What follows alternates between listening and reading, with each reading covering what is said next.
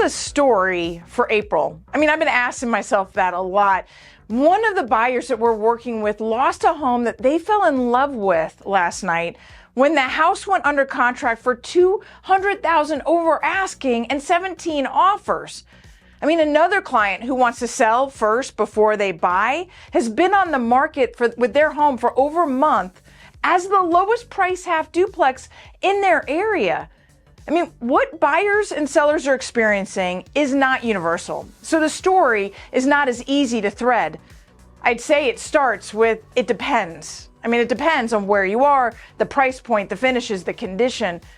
With inflation continuing to thwart Powell's best efforts, buyers have become a bit downtrodden and a whole lot picky. Let's break down a few of the factors impacting our Denver real estate buyers and sellers this month and where we might go from here. And here's a teaser. The second half of the year could give us more of the same. Active listings rose 104 units in April over March, giving us 4,620 homes on the market on the last day of April. Outside of the pandemic, this is the lowest April inventory going back to 2008.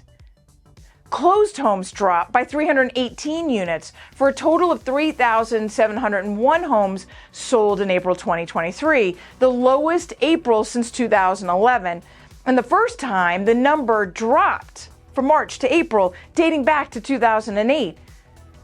Sellers below $1 million gain the benefit of low inventory with a close-to-list price of over 100%. Although homes sold over $1 million in April had a close-to-list of only 99.23, we can all share stories of homes over $1 million selling for $100,000 to $300,000 over asking. The homeowner vacancy rate in the United States, as well as in the Mountain region, is 0.8%. This is the lowest on record. There are no vacant homes to sell. There were 1,849 permits for single-family homes pulled in March in Colorado. You have to go back to 2015 to see a number this low. We aren't building homes fast enough. 29% of Colorado homes are owned free and clear.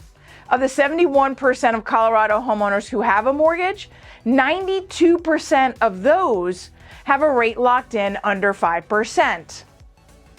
And as far as the silver tsunami predicted in 2018, only 15% of Colorado's population is over 65 years old. Our existing home inventory is going to be challenged for years to come. Okay, now I just feel like Debbie Downer. And while this inventory challenge is truly a struggle, it will support ongoing home prices and the reason why buyers should be getting in sooner rather than later.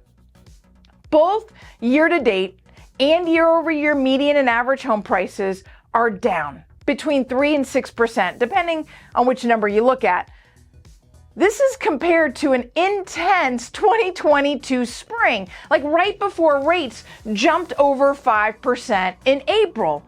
So we have to keep that in perspective, because on the other hand, month over month, we gained 2.5% for both average and median home prices. CoreLogic, which looks at true home appreciation, has Denver hitting bottom and then gaining 0.8% in home values in February.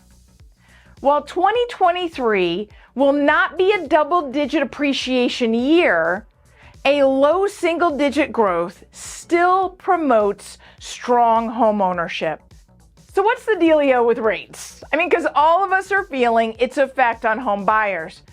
With prices rising faster than incomes during the last 3 years, higher rates have simply made Colorado homes less affordable, pressing many home buyers against their eligibility threshold.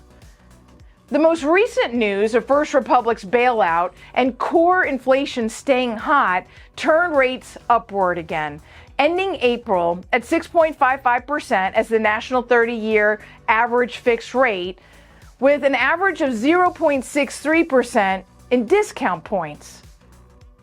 At the time of this writing, the Federal Open Market Committee, or the Fed, is meeting to discuss an expected 0.25% rate hike and Powell's critical comments afterwards. A pause now could allow tighter lending standards due to the third bank failure and a slowing economy to catch up with inflation. First look quarter one of 2023 GDP was just released, dropping down to 1.1% from last quarter's 2.6%. April's retail sales dropped 1%. Consumer spending flattened, and consumer confidence dropped to a 9-month low. PMI manufacturing improved slightly in April, but continues a 5th month of contraction after a 30-month period of expansion. Producers' price index fell 2%, and case freight, or the measure of shipping costs, dropped 1.5%.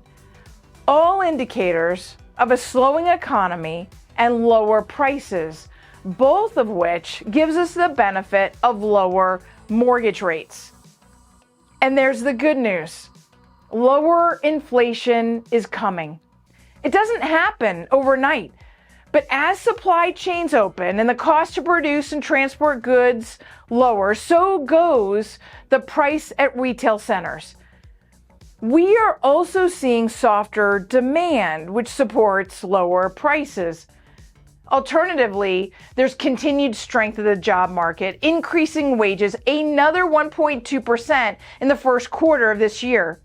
Initial jobless claims and continued claims dropped at the end of April despite another slew of layoffs. With 1.6 jobs per unemployed person and home price growth slowing, increasing wages will offset affordability. Many are predicting a softening recession the second half of 2023. Some are saying we might already be in one given the recent drop in GDP.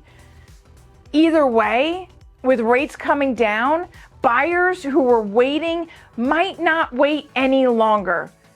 The number one age group today is the 33-year-old millennials with a 50% homeownership rate.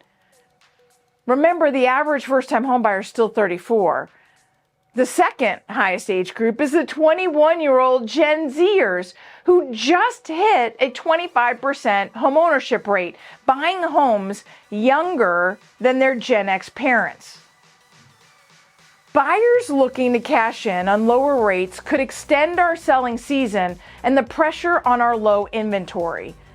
Although we typically see inventory increasing in the spring, the 7% drop in April's new listings concerns me.